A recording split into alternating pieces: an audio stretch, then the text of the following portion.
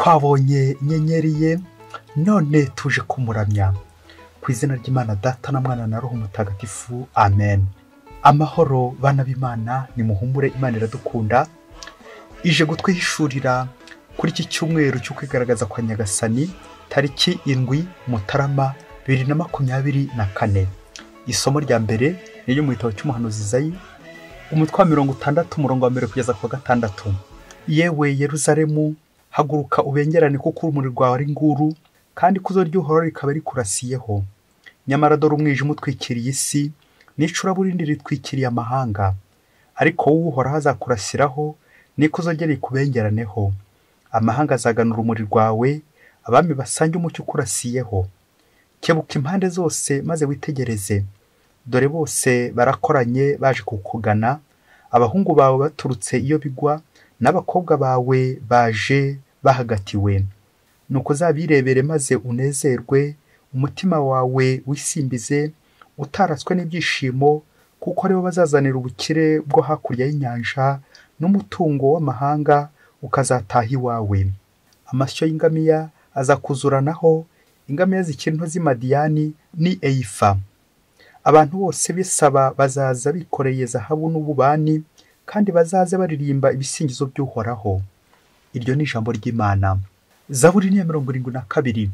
Nyagasani, abami bose bazapfukama imbere yawe, n'amahanga yose akuyoboke. Mana, umwami umwegura ubucamanza bwawe, uwo mwana w'umwami umutoza ubutabera bwawe. Acira umuryango wawe imanza ziboneye, kandi arengere n'ingorwa zawe. Mu gihe cy'ubutabera buzasagamba, n'amahoro asesure mu mezi atabarika. Azategeka kuva ku nyanja kugera ku yindi, avane ku ruzi ageze ku mipaka y'isi. Abami b'i Tarishishi n'ab'ibirwa bazamutura, abami b'i Seba n'ab'Isaba bamurabukire. Abami bose bazapfukama imbere ye, amahanga yose amuyoboke. Azarokorwa ingorwa zitakamba, n'indushyi zitagira kirengera. Azagira ibambe ingorwa n'utishoboye, aramire ubuzima bwabo. Nyagasani, abami bose bazapfukama imbere yawe, amahanga yose akuyoboke. Isomo rya kabiri ni ryo mwari kwa Mutagatifu yandikiye Abanyefezi, umutwe wa 3 umurongo wa 2 kugeza ku wa 3, n'umurongo wa 5 kugeza ku wa 6. Bavandimwe, ngira ngo mwamenye ingabire Imana yampaye ku buntu ari mwibigirira, kugira ngo isoze umugambi wayo, ikampishurira ibanga ryayo. Iryo banga Imana ntigeze iribwira abantu bo mu hambere, iryo banga Imana ntigeze iribwira abantu bo hambere, nk'uko ubu imaze kurishishurira intumwa zayo ntagatifu n'abahanuzi bayo ku bwa Roho Mutagatifu. None dore n'abanyamahanga nabo bemere gusangira umurage umwe natwe, bakaba ingingo z'umubiri umwe hamwe natwe, kandi bakabona uruhare ku isezerano rimwe hamwe natwe muri Kristo Yezu, babikesha inkuru nziza. Iryo ni ijambo ry'Imana. Nyagasani Yesu nabane namwe. Amagambo mu ivanjili ntagatifu kwanditswe na Matayo, umutwe wa 2 umurongo wa 1 kugeza ku 12. Yesu amaze kuvukira i Betelehemu ya Yudeya ku ngoma y'umwami Herodi, abanyabwenge baturutse iburasirazuba bazi Yerusalemu babaza bati, umwami w'Abayahudi uherutse kuvuka ari hehe? Twabonye inyenyeri ye mu burasirazuba, none tuje kumuramya. Umwami Herodi abyumvise ako ku mutima, we na Yerusalemu yose. Akoranya abatware bose abahereza bitambo n'abigisha amategeko y'umuryango, abasiganuza aho Kristo yagombaga kuvukira. Baramusubiza bati, ni Betelehemu ya Yudeya, kuko ari byo umuhanuzi yanditse ati, nawe Betelehemu umusozi wo muri Yudeya, si wowe giseswa mu migi yose, si wowe giseswa mu migi yaho yose, kuko ari wowe uzaturukaho umutware uzaragira umuryango wanjye Isiraheli. Nuko Herode atumiza b'abanyabwenge rwihishwa, abasiganuza igihe inyenyeri yabonekeye, abohereza i Betelehemu ababwira ati, nimugende mubaririze iby'uwo mwana, maze nimumubona muzabimenyeshe, kugira ngo nanjye njye kumuramya. Bamaze kumva amagambo y'umwami baragenda. Nuko ya nyenyeri bari babonye mu burasirazuba ibajya imbere, irinda igera hejuru y'aho umwana yari ari, irahagarara. Ngo babone inyenyeri barishima cyane. Binjiye mu nzu babona umwana na nyina Mariya. Nuko barapfukama baramuramya. Hanyuma bapfundura imbago zabo bamutura zahabu, ububane n'imibavu. Cyakora baburirwa mu nzozi kudasubira kwa Herodi, hanyuma banyura indi nzira basubira mu gihugu cyabo. iyo ni ivanjiri ntagatifu. Banyura indi nzira basubira mu gihugu cyabo. Cyakora baburirwa kudasubira kwa Herodi, banyura indi nzira basubira mu gihugu cyabo. Bayoboke b'Imana, nimugire amahoro. Tugeze ku munsi mukuru wo kwigaragaza kwa Nyagasani. Nawe uze kuva aha ngaha kuri buri munsi Nyagasani yakwigaragaje, kandi Nyagasani akwigaragariza nawe uramushyira abandi. Narinjye kuvuga nawe wigaragarize nyine nk'umuntu uhuye na Nyagasani, bityo ntongere kunyura indi nzira. Ureke inzira y'ubugome, unyura inzira y'icyiza. Muri amasomo aryoshye cyane y'iki cyumweru tujye kuzirikana ku ngingo yo kuburira.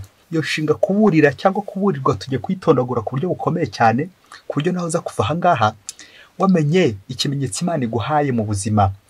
Bishoboke ko hari ikibi wari waratangiye gukora, uze kuva aha ngaha nawe wahinduye imigambi, wavuze uti ikintu ngomba kukihorera nkanyura indi nzira, nk'uko abanyabwenge nabo banyuze indi nzira. Kwemera kuburirwa kugira ngo tunogere Imana, tugere ku Mana. Mbere y'uko dukomeza, reka tubanze twuzuze uyu mugani. Mwarimu aherutse kubaza umwana mu ishuri ati, uzuza uyu mugani. Ati, utazi ubwenge. Mwarimu yari yiteze ko umwana amusubiza ati ashima ubwe, ariko abana batatu bamuha ibisubizo bitatu. Utazi ubwenge ni umuswa, utazi ubwenge abona zeru, utazi ubwenge baramwirukana. Ese uri mwarimu wari witeze iki gisubizo cy'uko ashima ubwe? Aba bana wabaha amanota yabo? Ibaze nanjye nibaze. Gusa biragaragara ko iyo utazi ubwenge ntabwo nyine uba ufite. Washima ubwawe utese kandi ntabwo ufite, barakwirukana bakaguha zeru, ukamererwa nabi kuko nyine uba wishyize ku rwego rwo hejuru, kwirata, kwiyemera. Muri uno mwanya tujye kubona abanyabwenge, abantu bafite ubwenge. Ikibaranga ni ikihe? Ni ukwiyoroshya, akavuga ati iki sinkizi na kiriya sinkizi, ariko ndikwifuza gushaka kumenya. Inyota yo kumenya ngikira nk'umunyabwenge, gushaka kongera kugira gute, gushaka kongera kumenya. Ngicyo rero kizakubwira umunyabwenge ntabwo ashima ubwe, ahubwo yicisha bugufi akajya gushakashaka ubwisumbuyeho. Tujye kubona rero urugendo rw'abanyabwenge baje gushaka umuhanga nyakuri. Ubwenge nyakuri ni Imana. Ingingo yacu yo kuburirwa tugiye kuyitondagura twifashishije ingingo ebyiri. Ingingo ya mbere tujye kureba ibimenyetso bigaragaza umwami Yezu. Ingingo ya kabiri turaza kuzirikana ku rugendo rw'abanyabwenge uko bageze kuri Yezu. Reka duhere ku ngingo ya mbere, ibimenyetso bigaragaza umwami Yezu. Ikimenyetso cya mbere ni abanyabwenge, icya kabiri ni amaturo, icya gatatu ni inyenyeri. Twabonye inyenyeri ye, none tuje kumuramya. Reka duhere bwa mbere ku banyabwenge. Nyuma y'uko tumaze kumva isomo rya mbere ryo mu gitabo cy'umuhanuzi Izayi riducira amarenga uburyo abantu bose bazagana Imana, umuryango w'Imana, kuko babonye nyine urumuri, bakazana amaturo, baje gutura umwami. Uwo twabizirikanye muri Zaburi ya none. Imana iha umwana wayo abami bose b'isi bazaza bapfukamira umwami w'ukuri Yezu Kristo maze bamuyoboke. N'isomo rya kabiri ryaje ritwereka uburyo Imana yishurira n'abanyamahanga umukiro, uburyo wageze ku banyamahanga. Nibyo Pawulo mutagatifu nawe ari gutubwira mu isomo rya kabiri. Ubumwe ndetse tugasangira umwe n'abanyamahanga, umukiro wageze ku banyamahanga. N'ivanjiri uyu munsi nayo irazi kwereka abami baturutse iyo gihera baje kuramya umwana w'Imana. Abami bahagarariye abapagani, abantu batazi Imana ariko bakifuza kumenya Imana. Aba banyabwenge bari baturutse iburasirazuba iyo gihera. N'abashakashatsi, n'abahanga. Umushakashatsi ni muntu ki? Ni umuntu, umushakashatsi ni udahema gushakashaka. Babandi bandika ibitabo, akabanza agakora ubushakashatsi nyuma akazandika nyine igitabo. Aba bahanga cyangwa abanyabwenge baje kuramya umwami Yezu bafite n'amazina: Merikiyoru, Baritazari na Gaspari. Rero umuhanga ngo tubisanga mu gitabo cyawo umutwe 28 umurongo 28, umuhanga nuhunga icyaha agashaka icyiza, agashakashaka Imana. Ubuhanga nyakuri no gushakashaka Imana no guhunga icyaha. Ngo haba abanyabwenge baje kuramya Yezu. Ikimenyetso cya kabiri kigaragaza Kristo ni abanyabwenge nyine bazanye iki? Bazanye amaturo. Ntago bazana urutwe gusa, ahubwo bagira icyo batwara cyo mu buzima bwabo giturutse ku byo bari bafite, ku bukire bari bafite, kugira ngo berekane ko umukire nyakuri ari Yezu Kristo, ari we bagomba gupfukamira. Mu Kinyarwanda wacu umugani ngo akebo kajya mugarura. Aha, kwibuka waguhaye ukajya kumushimira.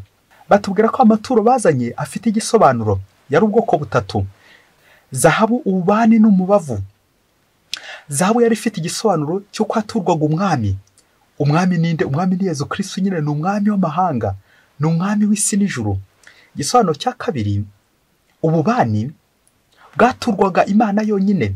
Ububani nk'Imana, umusaserdoti mukuru, ngo Yesu Kristo Imana nyakuri, jambo w'Imana wigize umuntu kugira ngo aze kuducungura, niwe ugomba guhabwa icyubahiro, ubumana, ikuzo n'ububasha. Ituro rya gatatu ni umubavu. Umubavu bawutura bijyana n'imihango yo guhamba, gushyingura. Aba bahanga mu gutura iri turo birerekeza kuri Yesu Kristo waducunguye, umucunguzi. Yesu Kristo wababaye, arapfa, ariko arazuka. Urwo rupfu rwe rero bigashushanya wa mubavu Mariya Madalena azajya kumusiga Kumva. Mu magambo atatu: umwami, Imana n'umucunguzi.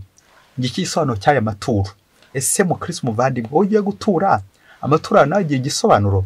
Gutura Imana ibyo dutunze, ibiri mu buzima bwacu, ibyo mu maboko yacu, igisobanuro cy'ituro utanga. Reka tujye ku kimenyetso cya gatatu, inyenyeri. Twabonye inyenyeri ye, none tuza kumuramya. Stella matutina, inyenyeri yo mu rukerera. Bayiboneye hehe? Iburasirazuba. Inyenyeri ni ikimenyetso cy'Imana, kiturangira, kituyobora. Inyenyeri iyobora, inyenyeri imurika, inyenyeri yerekana, inyenyeri iburira. Anaho tuza gutinda uyu munsi. Dufite inyenyeri nyinshi mu buzima bwacu. Ikibazo nuko tutazibona, nuko tutazumva. Hari ubwoko bwinshi bw'inyenyeri. Hari ijambo ry'Imana kumva buri munsi. Hari abahanuzi, abantu Imana igutuma mu buzima bwa buri munsi. Hari abamarayika, hari inzozi, noneho hari n'umutimanama. Ijwi ry'imbere rikubwira riti iki ni cyiza gikore, iki ni kibi kireke. Twumvise abanyabwenge bagiye babona inyenyeri ariko bakongera bakayibura, bakaburirwa. Nyuma naha Imana ibaha inyenyeri, bamaze kubona Imana Yezu inyenyeri y'ukuri, none baraburiwe kutongera gusubiza kwa Herodi, ahubwo bakanyura indi nzira. Inyenyeri ituyobora, inyenyeri itumurikira, inyenyeri ituburira ni Yesu Kristo umwana w'Imana. Nyuma yo kurangiza ingingo ya mbere ibimenyetso bigaragaza Kristo, reka tujya ku ngingo ya kabiri, urugendo rw'abanyabwenge. Tugira icyo turuvugaho ruza kudufasha natwe kureba igisobanuro cy'ingendo zacu dukora, tugiye mu misa, tugiye mu isengesho, tugiye gusura abandi. Urugendo rw'abanyabwenge. Umunyabwenge akora urugendo ate? Twumvise ko yitekera, twumvise ko agira n'uburyo ategura urugendo rwe. Muri urugendo rw'abanyabwenge turazirikana ibintu bitatu: kugenda, kugerayo ndetse no kugaruka. Byagenze bite? Reka duhere ku kugenda. Kugenda batubwira ko urugendo rwabo mbere ya byose barishimye kuko babonye inyenyeri, barishima. Ariko ibintu byose ntabwo bigenda uko bishaka. Bagiye bahura n'ingorane mu buzima mu rugendo rwabo. Ingorane yo kubura inyenyeri. Ntibaba bakimurikiwe, babura ibyishimo. Ibi birerekeza ku kwirebaho, ku kwihugiraho. Bishoboka ko babuze inyenyeri batongeye kureba hejuru, kubera ko inyenyeri hejuru ni ukureba Imana. Byumvikane ko bishoboka ko bihugiyeho bareba hasi. Kureba hasi nyine byarangiye barebye hasi ikuzimu, ni ikimenyetso cyo kureba ikibi, bituma utongera kubona inyenyeri y'Imana. Baje rero guhura n'amakuba, bayobera kwa Herodi. Ikimenyetso nanone kujya gusiganuza kwa Herodi ni ikimenyetso cya buri muntu wese mu buzima, uburyo yahuye n'ibibazo ahajya kubariza. Ubariza kwande? Wasanga ubariza ku babosi, ubariza ku bakuru, abategetsi, abayobozi bakomeye, abanyamafaranga. Ukaza kwibagirwa ko Yezu yigaragariza mu baciye bugufi, abanyantege nke. Turabamo ikintu gikomeye cyane ubwo bagiye kubaza abahanga, abanditsi, abafarize n'abigisha amategeko. Bari bazi Bibiliya, ariko ikimenyetso kigaragara, Herodi yarababajije arabasiganuza. Koko nabo bigaragara ko bari bazi Bibiliya, bikaza kugaragara ko bari bafite de theory, bari bafite amagambo gusa, ariko nta bikorwa. Barazi ko umwana azavuka, bazi n'aho azavukira, ariko ntago bakomeza ubushakashatsi. Niyo mpamvu abanyabwenge bo bitandukanya nabo bagakomeza ubushakashatsi. Mu gihe abigisha amategeko n'abafarisayo bari bazi inyandiko, bari bazi ibyanditswe bitagatifu, bo bagumaho bari, ntibahinduke, ntibatere intambwe. Ubwo twumvise n'akandi kantu ka Herodi ngo abasiganuza rwihishwa. ako kantu umubyeyi yirwa ihishwa irerekeza icuraburi ry'umutima wacu, umwijima muri twebwe, bikaza kurangira haje contre mission ikiri kurwanya ubutumwa. Twumvise uburyo Herodi nawe ubwe abihereye ubutumwa ngo kujya kureba umwana Yezu, bakazagaruka atashyuka akantu umubyeyi, bakazagaruka bakamubwira databuja yantumye ngomba kuzagaruka nkamuha iki, nkamuha raporo y'ibyo yantumye. Aba nabo ni nk'abo ari mu biganza bya Herodi, bagiye kumvira Herodi maze bakira ubutumwa Herodi abahaye. Ariko turaza kumva uburyo nibagerayo bamaze guhura na Nyagasani batazongera kumvira nyine Herodi, bazumvira Imana. Nuko rero baragenda, twumvise uburyo inyenyeri yongeye kugaruka irabamurikira, noneho ibageza aho umwana yari ari. Iki kikaba ikimenyetso cy'uko iyo ushakashaka Imana akenshi uhura n'urucantege, ugahura n'ibibazo, ugahura n'ibitotezo, abakurwanya, abaguha ubundi butumwa, ibikugerageza ku buryo bwinshi. Ati nyura aha ngaha, jya kwa mupfumu, ngwino nguhe utugufasha koroshya ikibazo, kandi n'utwasekibazo twa Herodi, ngwino nguhe inshinge, ngwino nguhe imiti yayindi yo kwa Sekibi, yayindi yo kwa Herodi yicana, woroshya ikibazo, tworoshya ikibazo. Ariko Nyagasani iyo ufite umutima mwiza ntabura gukwereka, ya nyenyeri yongera kuhabonekera, bakomeza urugendo mpaka bageze hehe, bageze ku mwana Yezu. Imana ntiyiburira, iratwereka igatubwira iti nyura aha ngaha, kora iki ngiki, kuko idukunda byahebuje. Iyo umuntu ashakashaka Imana nayo iramushakashaka, ndetse n'Imana niba yagushakashatse mbere nuko ikagendana nawe mpaka ugeze aho wifuzaga, kuko icyo wifuza ni cyiza, n'Imana iragishyigikira. Ingingo ya kabiri tujya kuzirikanaho, abanyabwenge baje gukomeza urugendo. Umuntu w'umuhanga nukomeza agashakashaka Imana, ntabwo arambika, nta nubwo arambirwa. Turabona noneho ingingo ya kabiri, bagezeyo byagenze bite? Bagezeyo twahinira ibintu bibiri bakoze. Barapfukamye, adoration et offrande. Barapfukamye, bararamya, hanyuma baramutura. Kuramya ndetse n'ituro, gutura Imana ubuzima bwawe bwose, gutura Imana ibyo yaguhaye, gupfukamira umwami w'ibiremwa byose, kumenya guca bugufi imbere y'igihangange Imana, imbere y'umusumba byose, nibwo buhanga nyakuri. Ubutumwa bwa Noheli bushingiye ko jambo y'Imana yigize umuntu akemera guturana natwe icyo tumubonye nta kindi dukora usibye kumuramya, guca bugufi, kumusingiza. Ufata umwanya wuhe wa adoration wo gushengerera. Ese mu buzima bwa buri munsi ugira umwanya wo gushengerera? Ugira umwanya wo kurangamira Yezu? Ugira umwanya wo guhura na Kristo? Ni uwuhe? Ni iminota ingahe ku munsi? Ni iminota ingahe mu kwezi? Wasanga nta n'umwanya ujya ubona wo gupfukama ngo wongere ubwire Yezu uti ariko Yezu niwe wampaye ibi ngibi, niwe wakoze ibi ngibi, dore ibyo wangiriye byose. Wowe warihenuye, wabonye ibintu usiba ibindi, ariko nturashimira Yezu. Yezu ari mu kirugu, arifuza ko wamwegera ukamupfukamira uyu munsi nk'umunyabwenge nyine, niba koko nawe wumva uri umunyabwenge. Icyaza abanyabwenge benshi bagira, iyo afite ubuhanga n'ubwenge ntabwo yibuka kongera gupfukama. Biba bihagije ubwenge afite nyine uhita umusumba, ugahita akaba arwo bumukoresha. Umuhanga nyakuri ni Imana, ni Yezu. Ari hehe? Ari mu kirugu. Reka tujye kumuramya, tumupfukamire. Icya gatatu kuri uru rugendo rw'aba banyabwenge ni uburyo bagarutse mu gihugu cyabo, kuburirwa kutongera kugaruka kwa Herodi, ahubwo bakanyura indi nzira. Ko twabyumvise Herodi yabahaye ubutumwa, kandi ubutumwa yari yabahaye bwari ukugira ngo bagaruke bamuhe iki, bamuhe raporo. Ariko baraburirwa. Kubera iki baburiwe? Kuko bamaze kwibonera inyenyeri y'ukuri, bamaze kwibonera Yezu Kristo, inyenyeri ituyobora. Iyo umaze guhura na Yezu nta kindi kiba gisigaye usibye guhinduka, ugahindura inzira, metanoia, guhindura ibitekerezo byawe. Nuko rero baburirwa mu nzozi. Uko kuburirwa mubyeyi, kuburirwa igihe cyose ko hari igitari kugenda, nuko nkumva ijwi ry'Imana. Waryumvira mu nzozi, waryumvira mu ijambo ry'Imana rya buri munsi, waryumvira mu mutima nama rya juri imbere kubwira ati iki ni kiza gikora, iki ni kibi kireke. Ahantu hose wakumvira ijwi ry'Imana, ujye ushishoza umenye icyo Imana iri gukubwira. Ya nyenyeri iri gukurangira ati winyura inzira wubabisha, wikora iki, gendera aha ngaha, kora iki ngiki.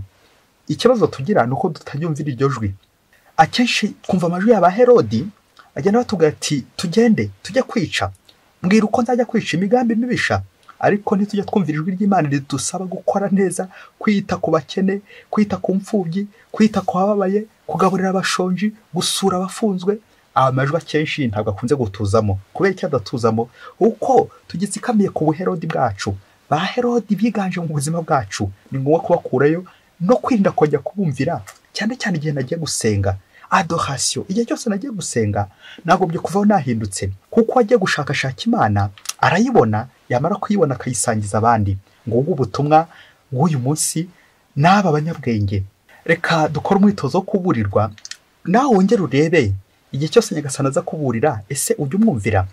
Umunsi umwe hirya kure cyane muri Afurika, umusore n'umukobwa ngo bakundanaga cyane, bitegura gushinga urugo. Uyu musore n'uyu mukobwa bakaba ari abakristo b'indani, ari abakarismatike, baho muri korari, ari abakristo b'indani. Nuko igihe kimwe kiza kugera, uyu mukobwa ngo akaba yari umuhanga mu ishuri ryabo, aza kubwira umusore we ibyamubayeho, itangazo yabonye ko by'igitaraganya mu mezi 2 amasomo arabatangiye, kuko hatoranije mu bazajya kwiga, bakajya kwiga hanze ibintu by'ubuhanga. Ariko ahita amubwira izindi avantage azagira, izindi nyungu azagiramo, ko uzajya kwiga ari ingaragu bazajya bamuhemba amadolari 200, ariko uko uzajya kwiga we afite urugo ko bazajya bamuhemba amadolari 6,000 ku kwezi. Wa musore w'umukobwa bajya inama, bibaza uko bagiye kubigenza kugira ngo bagombe bazabane bashyingirwe, kandi n'amadolari nayo ntabace mu myanya y'intoki. Mu gihe rero haburaga amezi 2 kugira ngo wa mukobwa agende, nuko bajya inama na wa musore icyo bagiye gukora kugira ngo uru rugendo rw'uwo mukobwa ruzagende neza bamaze gushyingirwa, kandi nawe amadolari bazayasaruze yose. Nuko wa musore na wa mukobwa bajya inama yo kujya kwa padiri, nk'abantu bari b'indani muri kiliziya. Bajya inama yuko bagiye kubwira padiri akabafasha ubukwe bukihuta bagashyingirwa, ubundi wa mukobwa akagera ate agahita yigendera, dore ko bari bazaranye na padiri n'umuyobozi mu nzego za leta, aho bose bari babazi bagomba kwihutisha ibintu kugira ngo ibyo byose bigende neza kandi bitungane wa mukobwa ajya kwiga.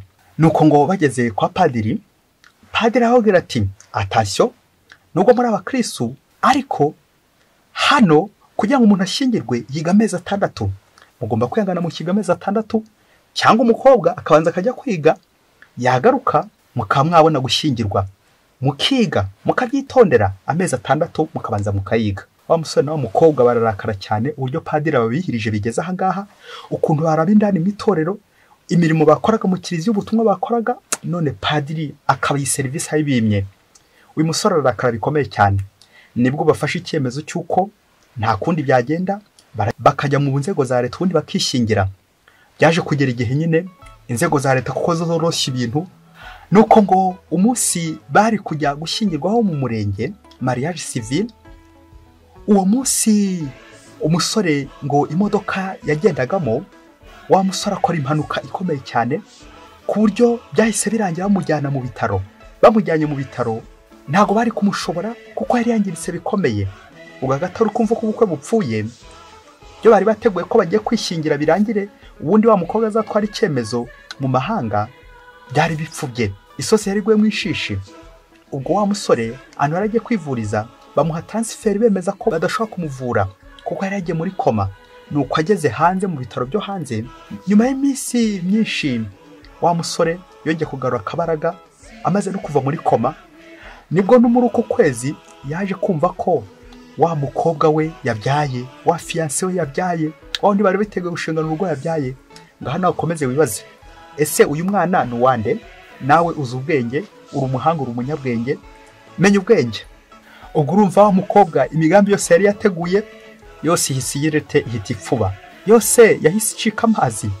Bayoboke b'Imana, Yezu Kristo akuzwe. Ese inyenyeri ye mwayibonye namwe? Ikibazo kikagira kiti, vuga inshuro zose uyu musore yaburiwe kutazana uyu mukobwa, ariko akabyanga. Ngo kuko urugendo rwarangiye batabanye, kuko uyu mukobwa nyine yari indaya.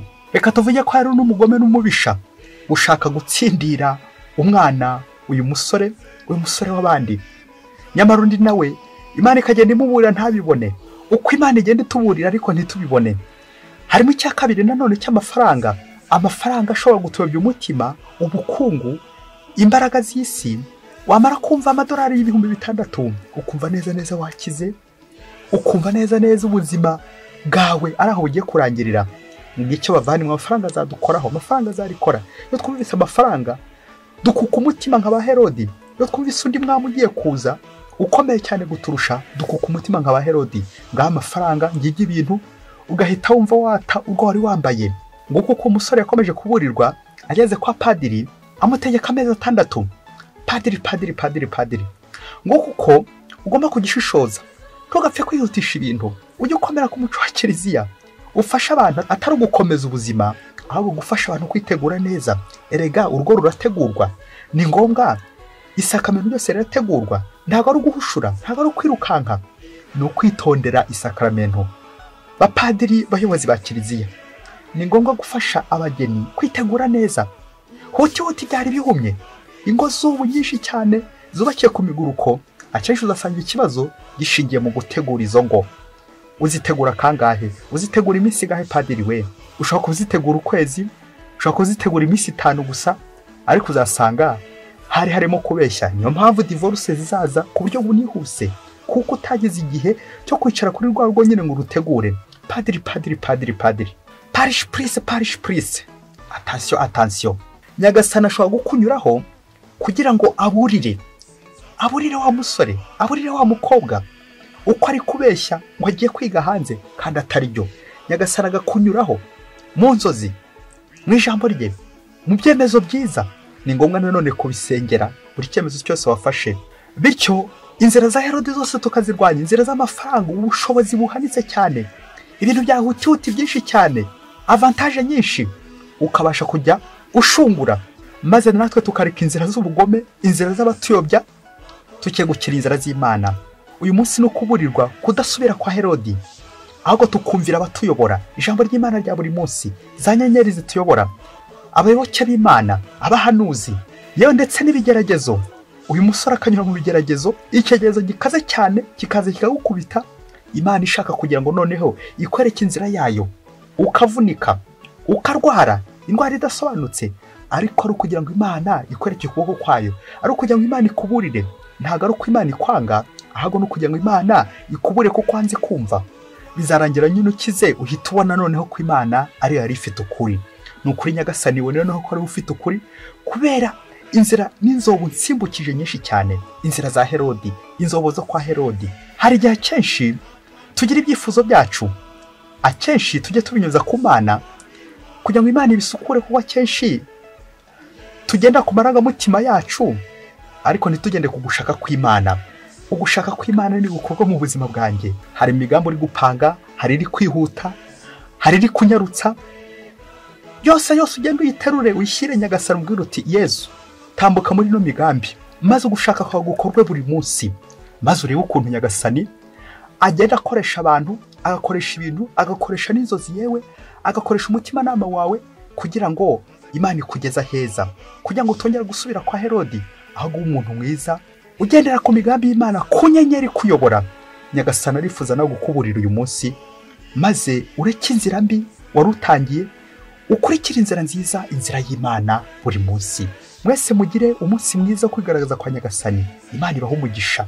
Imana Data na Mwana na Roho Mutagatifu. Amen. Padiri Masumbuko Ladislas wa Diocese ya Cyangugu. Yesu